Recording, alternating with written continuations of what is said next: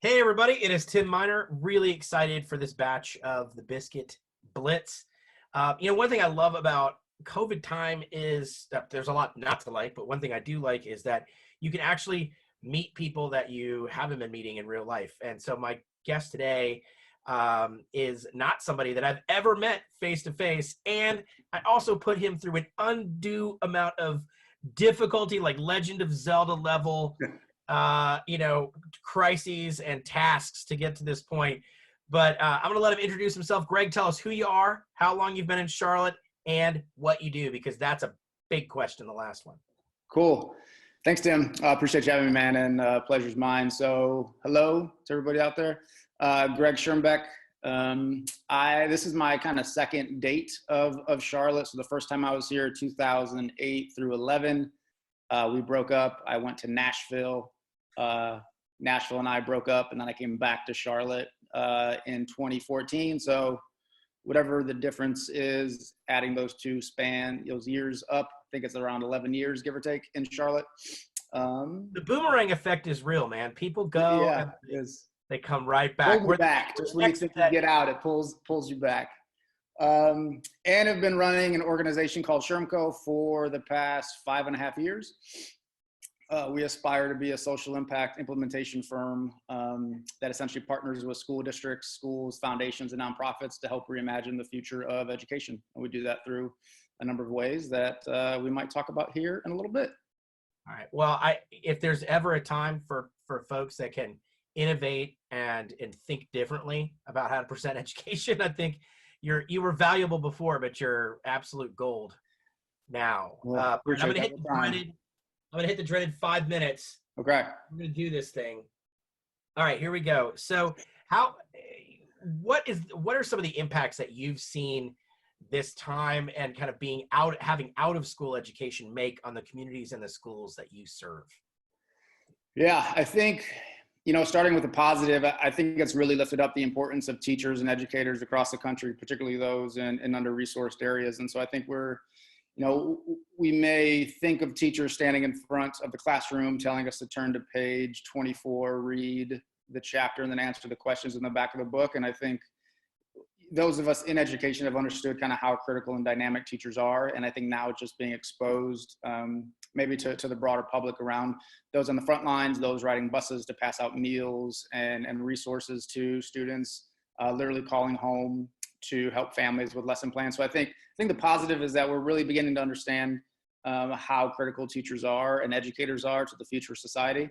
I think the other impact is not so much that it's creating inequities. I think it's really just exposing more inequities that maybe not a lot of us didn't know about or think about that aren't in it 24 hours a day.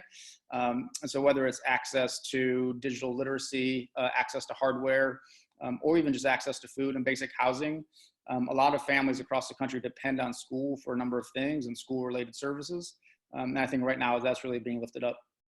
Yeah, I think you're absolutely right. I mean, I don't even want to use a term like the average, but there are many people in Charlotte that think of that school just as educating their children and not how critical it is to offering up, services, community, and just basic support for so many Charlotteans. That's right. Yep.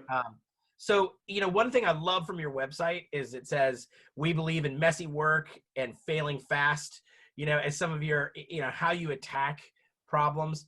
Boy, that's got to have been something that has served you well over the last couple of weeks.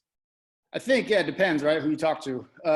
We don't take this work lightly in terms of education, but I was dealing with people's kids and dealing with adults and working with adults, right, who are educators. But at least, this comes from personal experience being a teacher and leading schools, but also that, oftentimes education and when we think about school isn't often willing to even just take a little bit of risk to maybe serve kids and families better. And so how do we kind of first create a safe space to do that, and then do it in a way where we can set tests and set measures that aren't putting, academic outcomes at risk, but doing it in a slow, intentional, incremental way that perhaps is faster than not doing it at all. And I think a time like this, not to be taken lightly, but it's certainly an opportunity to play on some of those risks and test some of those measures. Yeah, I don't think anybody can tell you, well, we've always done it that way as a reason to kill an idea. That's right. At this point, because that book's kind of out the window. So understanding that, what are some of the innovations that you and your team have have undertaken or created over the last few weeks as we've dealt with this?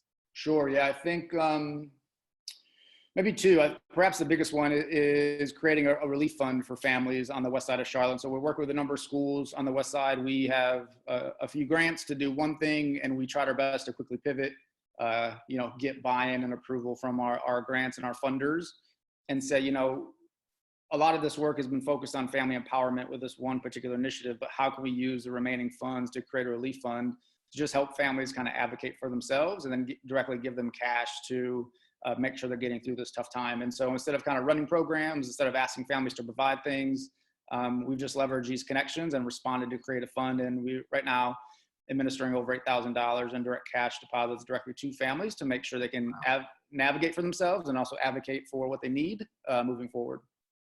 Well, how can people support that? Is there a way that we can we donate directly to you for that West Charlotte fund? Yeah, so we set up yes. So short answer, yes. We set up an account directly with the PTAs of the schools we're serving.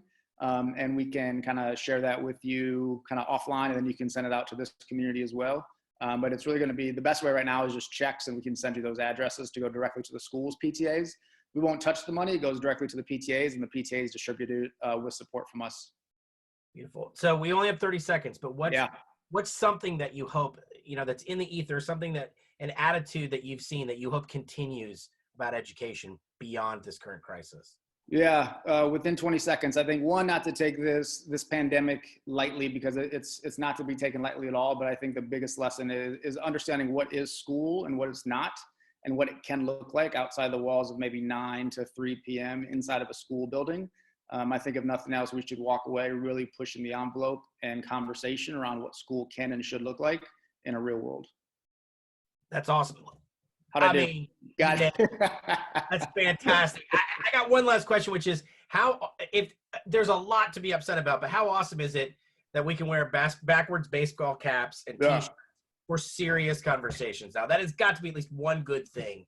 Well, if you saw my hair right now outside of this hat, you wouldn't think it would be a serious conversation. I say you've got a cut, so I need to talk to figure out who you know. As someone who hates hair product, there is a ridiculous amount of product. Yeah, pull it off. I don't have enough in the house to figure this out, so just assume it's professional. It looks good underneath the hat. I had to borrow it from my daughters, so that's not fair. All right, well, awesome. Well, please don't be a stranger. I think I would love to extend to you an invitation to write an editorial or share information anytime you want the Biscuit, because you're doing incredible work. Please, yeah. I want a lot of people to know about that. I appreciate that. Thank you, Tim. Thanks, Greg. Look forward to actually meeting you in real life once this is over. I can't wait. All right, take care.